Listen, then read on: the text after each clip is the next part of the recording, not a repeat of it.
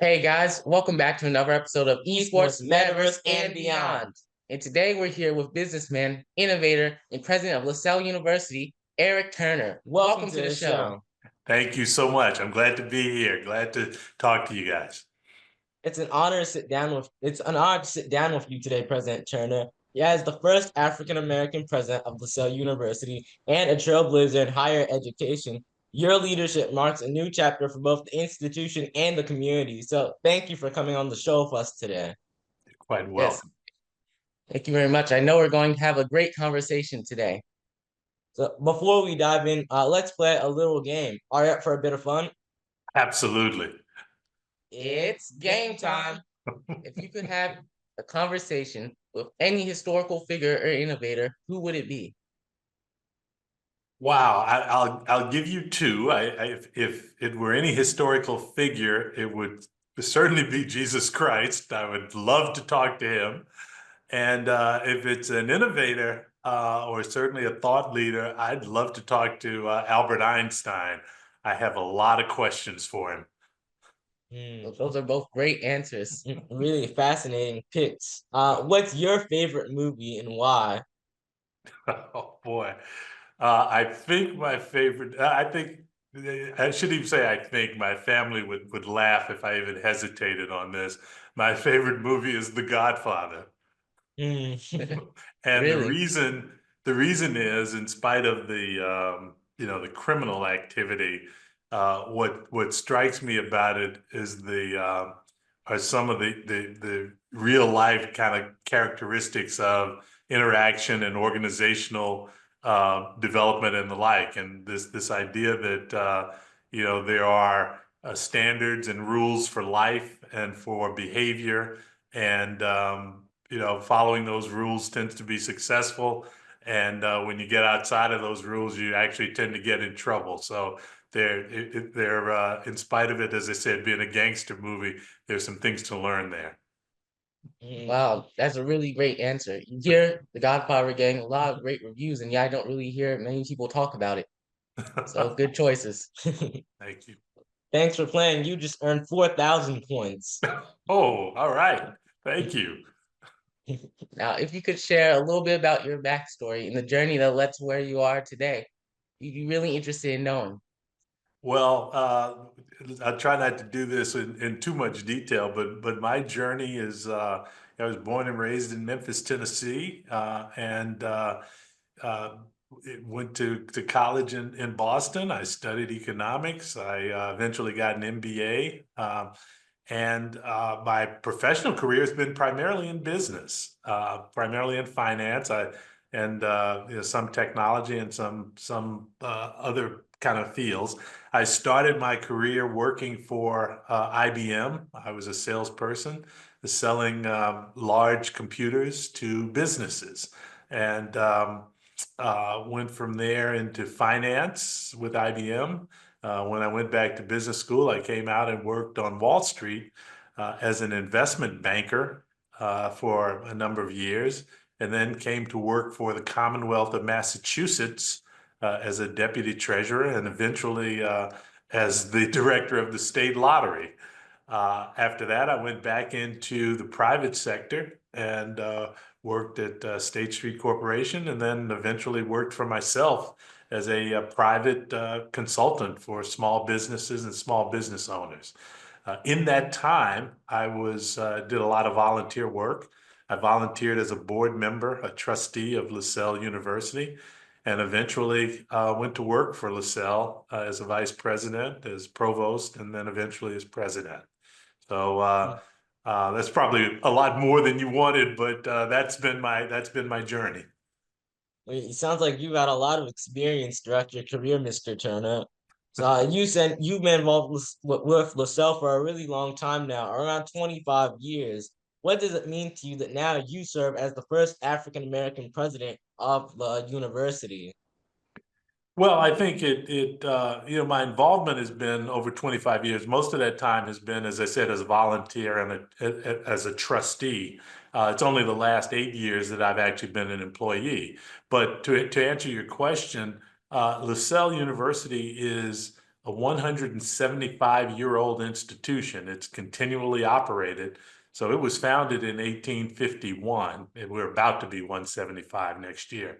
Anyway, founded in 1851 as a 2-year institution training young women.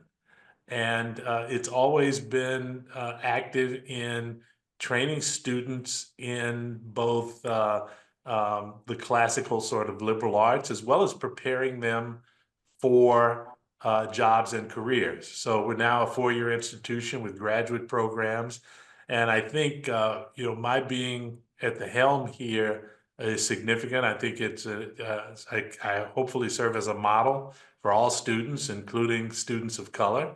And I think it's significant that this institution of this age has been open-minded and bright enough and intelligent enough to provide opportunity, not just to our students, access and opportunities, but to have an African-American president. Well, that's a very inspiring story, Mr. Turner. What would you say is your favorite aspect of LaSalle University? It's certainly the students. College in general is transformative, and LaSalle is a transformative institution. Our students come here oftentimes not knowing what they want to do in life. Sometimes they may not have done as well as they could have in high school, and they might be finding themselves. And this is a place where you can find yourself. We have small class sizes. Everyone graduates from LaSalle with at least one internship in which they've participated. They graduate here with some strong personal relationships with faculty members and staff members because we are small. And so I love the students. I feed off the students' energy. I feed off their curiosity. I feed off of their learning things here, both inside the classroom and outside of the classroom. So, to me, there are not many things more noble and more important to society than young people, and frankly, older people too, but young people learning and being able to benefit society based on what they've learned. Well, that's awesome. It's great to have such a strong connections with the students and the community of the university. We've heard actually within the last few months, LaSalle University hosted the grand opening for its new AR/VR lab. Could you tell us a bit more about that? Yeah, that is really, really exciting. We are one of 4 institutions in the state of Massachusetts that has an augmented reality, virtual reality lab. The other institutions, get this, are Harvard, MIT, and the University of Massachusetts at Amherst, which is the flagship campus. So LaSalle, being a small private institution, we're swimming in the waters with the big fish. But our augmented reality, virtual reality lab is a really wonderful place. It's got almost a 180-degree floor to ceiling screen that runs that many degrees around the wall, and it can broadcast things and show things there that are incredibly realistic. It also comes with, I think it's 15 or 16 computer stations where students sit with goggles and can immerse themselves in all sorts of activities.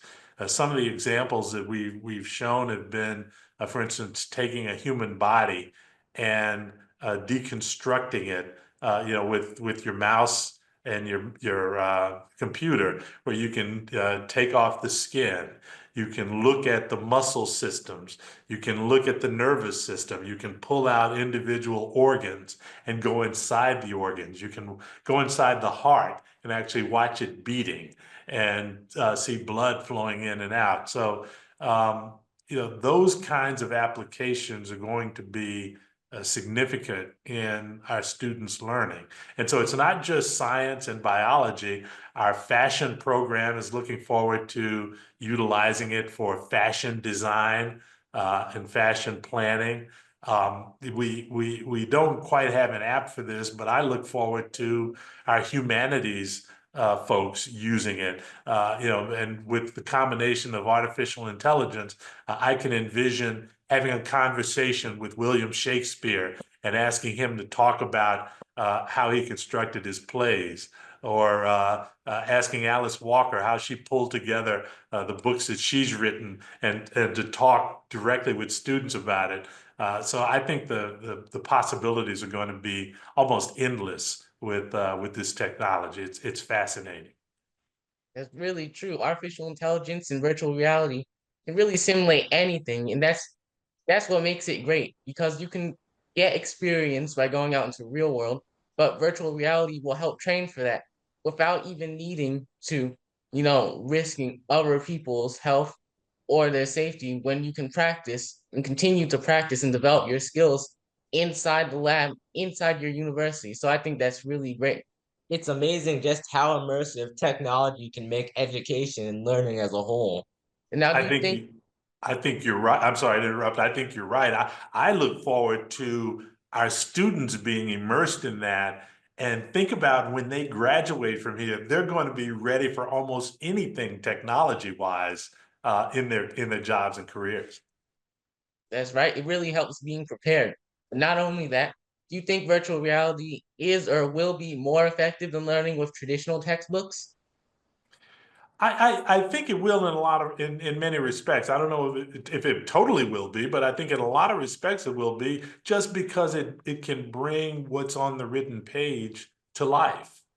And we have a philosophy here that is called connected learning. It's our teaching philosophy, and connected learning is learning by doing. It's experiential, and so the idea, in the example I gave before, the idea that you can pull an organ out of a body and look at how it's functioning, with the exception of being able to actually touch it, you're getting so much more out of that than you would with an illustration in an anatomy book, or a description of that. So I think it's going to be extremely powerful. It already is, and as we figure out new and different ways to utilize the technology, I think it's going to be extremely powerful for learning, and take learning to levels that we haven't seen probably since the invention of the printing press. Mm. Wow, that's wonderful. Do you think that within the following decade or so, by 2035, that VR will be a common thing we see in K through 12 education? I think it probably will.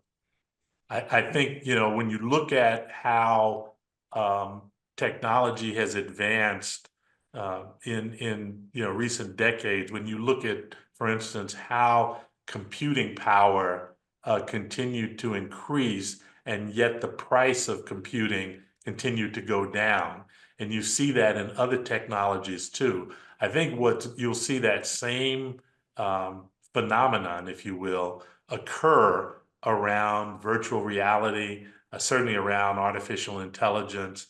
And I think what will happen is, in much the same way that, the telephone that, the smartphone that most of us have has more computing power than what was used to take the astronauts to the moon decades ago. You're going to see similar kinds of things with VR and artificial intelligence, and frankly other technologies that aren't in the common language right now, but will be in that period of time.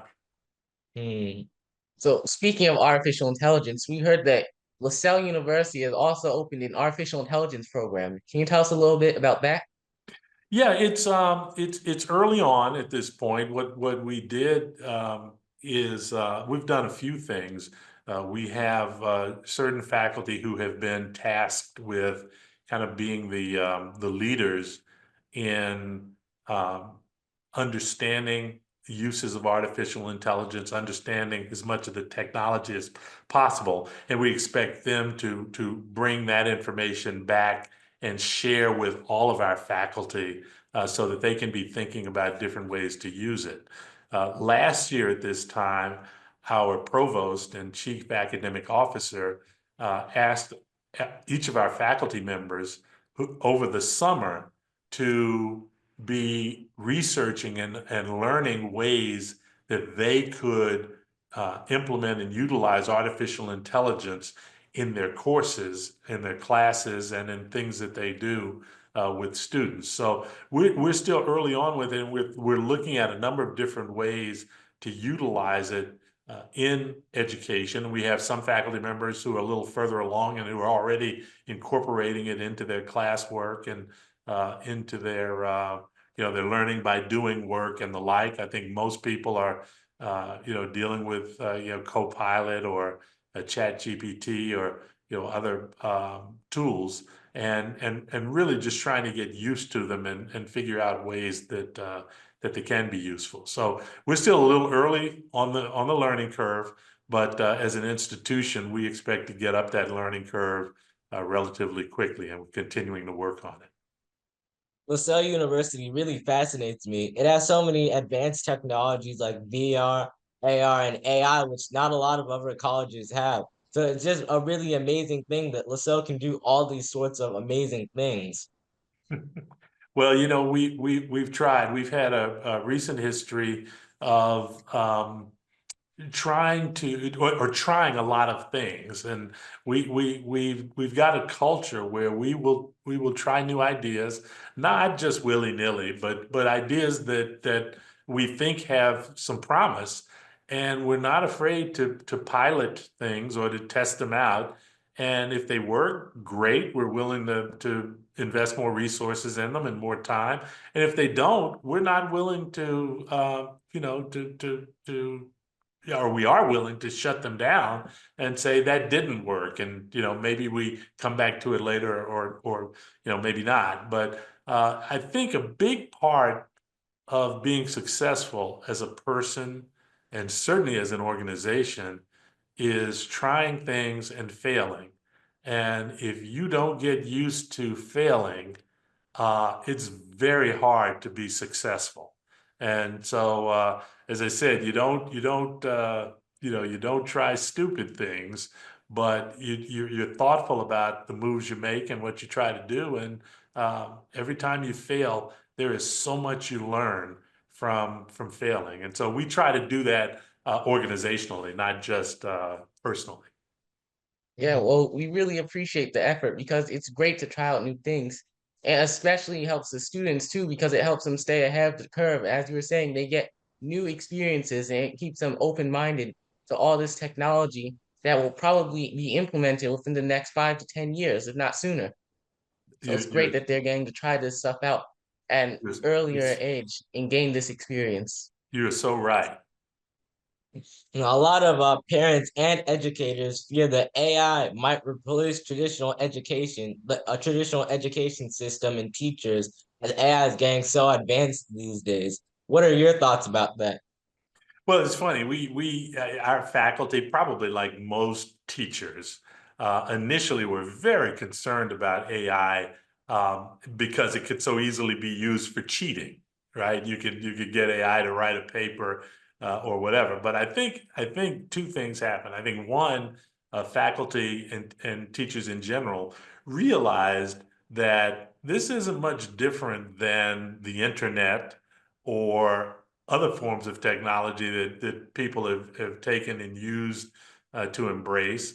And I think they realize that it's a tool, just like any other tool. It can be a hammer, a shovel, or the internet, or a computer, or whatever. And any tool can be used. They're meant to make us more productive, right, and more Mhm. efficient. And AI is like that. Of course, any tool can be abused. But I think what people also quickly realized is, in much the same way that AI could be used to cheat, AI and other things can be used to detect cheating.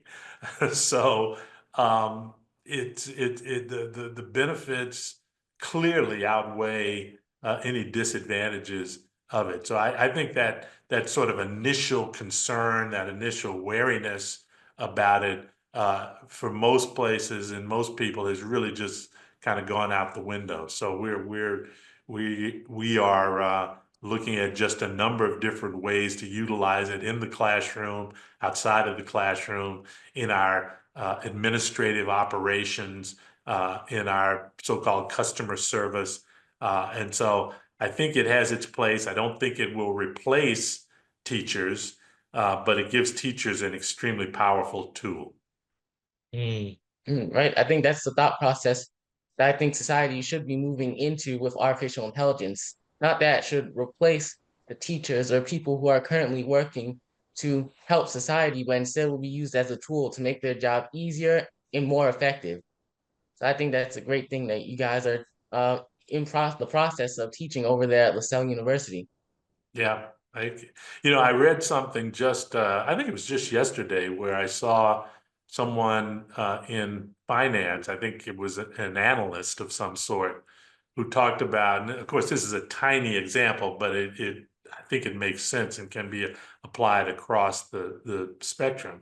What he said is, what artificial intelligence allows him to do, and people like him, is instead of filling out taking the time to fill out spreadsheets and populate them with information and check that information and the like, artificial intelligence will do that, and then it will help them do what they really are hired to do, which is analyze.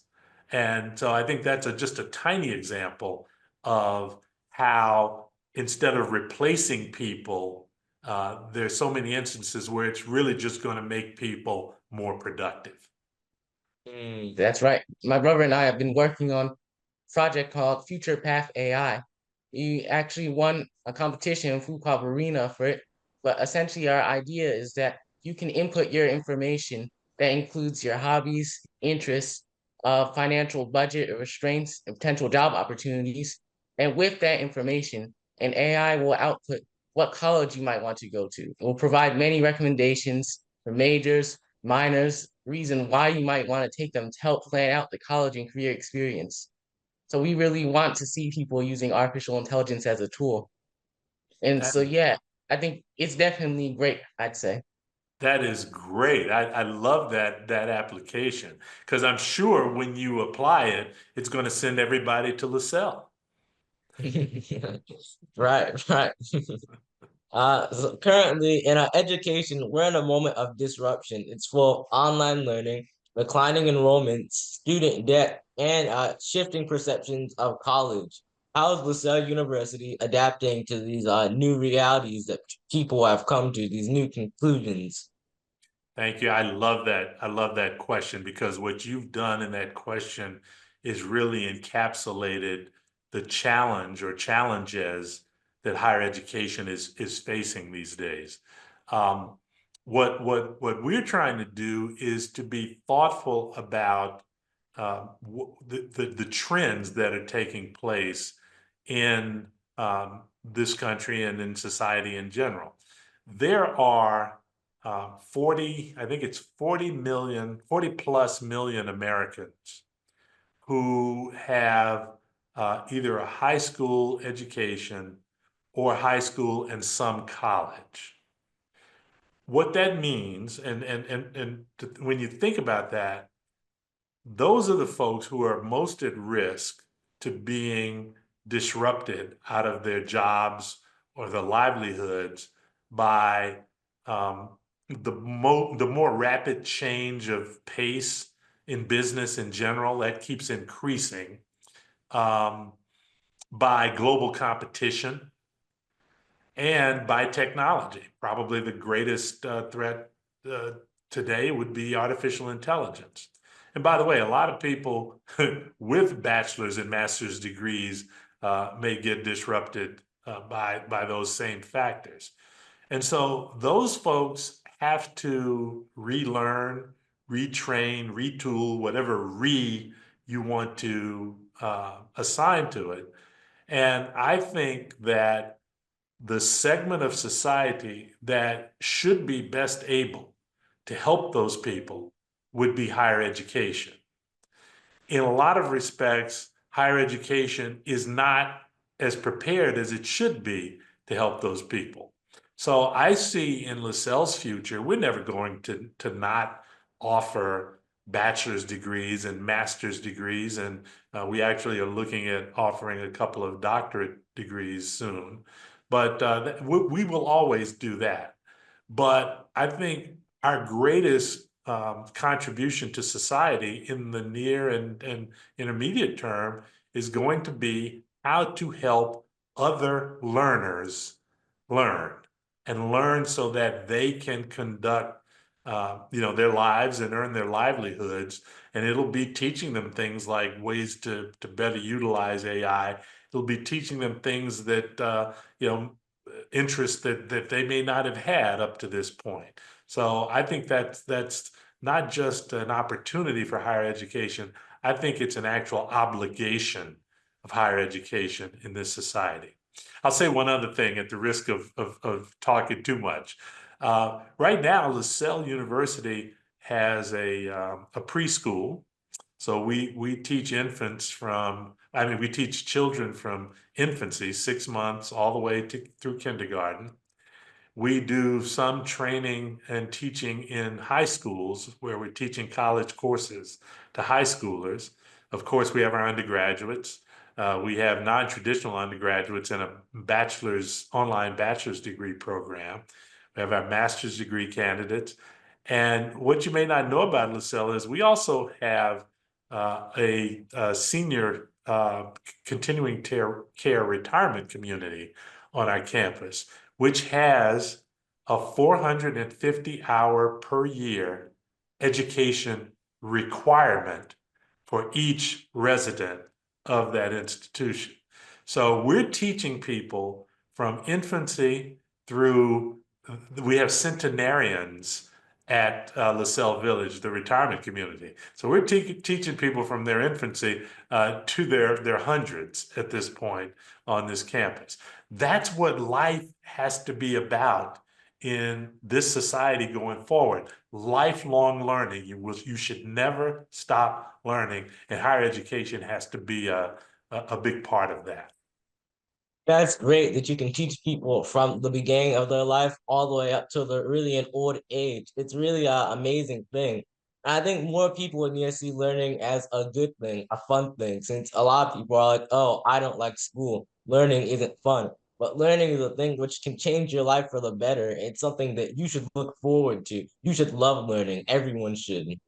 Yes, I fully agree with you, Sage. That actually is truly amazing that you guys are continuing to showcase that people should continuously learn. Yeah, no, that's truly amazing. Thank you for sharing. Now, moving on to another current event, you heard that affirmative action has been abolished about throughout the past year. Do you think that there will be less students of color at LaSalle University or colleges at large, or will the numbers remain the same? I think there may be an initial dip, or there may be a dip at some point, but I think what we have done at LaSalle, and many other colleges and universities have done this, is we've worked very hard, not just on the numbers of underrepresented groups in enrollment and in hiring and as employees, but we've spent a lot of time trying to make this a part of our culture, and part of our culture being that we want LaSalle to look like the greater society at large. And so I think to the extent that you do that successfully, whether it's LaSalle or any other institution, if you make that a part of your DNA, then it doesn't matter if you have DEI programs or whatnot. Now, having said that, I still do believe that it is important for us to have in place objectives around representation, objectives around access, around inclusion, around belonging. Those are important because it still just doesn't happen naturally among people. So I think that what will happen, there may be a dip in the short term. But I think that what will happen is also because the population is shifting so much, particularly in this country. I think that what will happen is that people are going to understand kind of the basic part of having a representative entity or representative organization, that you aren't going to be able to function in this society, and you're not going to be able to be successful in this society if you don't know and you haven't had experience in interacting with people who look and think and act and come from backgrounds that are different than yours. It's just becoming almost a requirement. And the other thing that science has shown is that the best outcomes come from groups that are diverse in their thinking, diverse in their backgrounds, diverse in their approaches and their perspectives. And you get to better solutions, better ideas, better output when you do that. So there are a lot of sort of personal, survival, competitive, fill in the blank. There are a lot of reasons why it's important to make sure that organizations are representative. And I think we still have, we'll have some work to do on how we do that. And there may be some challenges to the ways we've done that in the past. But I think it's going to be critical to continue that. And I think we will. And that's a great thought process, and I agree. Hopefully, with the abolishment of affirmative action, people will look at that and choose to work even harder for their goals. So we can build a society where society at large is diverse, and people, are just weighing based off of their merit. And I think that's a really great thing. It'll hopefully boost up every community. Yeah, I think you're right. On Yeah, and the other thing, and again, I'm sorry to interrupt. The other thing was that, the idea that merit is somehow, competitive with or doesn't work with, representative organizations is just nonsense. Merit actually is enhanced by making sure that you have representative groups, because the best people will in fact rise to the top. So, and the best performance will in fact rise and be recognized. So it's extremely important. on a similar note, the Department of Education is currently being dismantled. Do you think that will have an impact on the student count, the total count, or will it not impact it all too much? I don't know, and I hope it doesn't. I think that it's still early in the process and the thought of um, getting rid of the Department of Education. I think Congress still has to participate in that decision and in that process. And right now, today, it remains to be seen what Congress will do around that. I think just in general, it's a little early, but I do worry that if it is dismantled, what that will mean. I actually worry about what that will mean a lot more for K through 12 education than college and higher education, because there's a lot.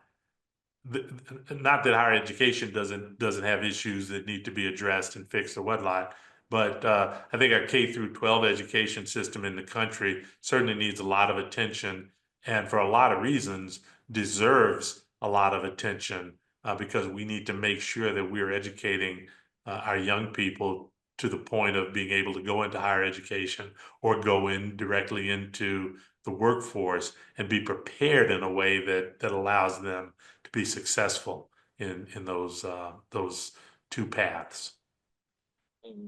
That's a great response.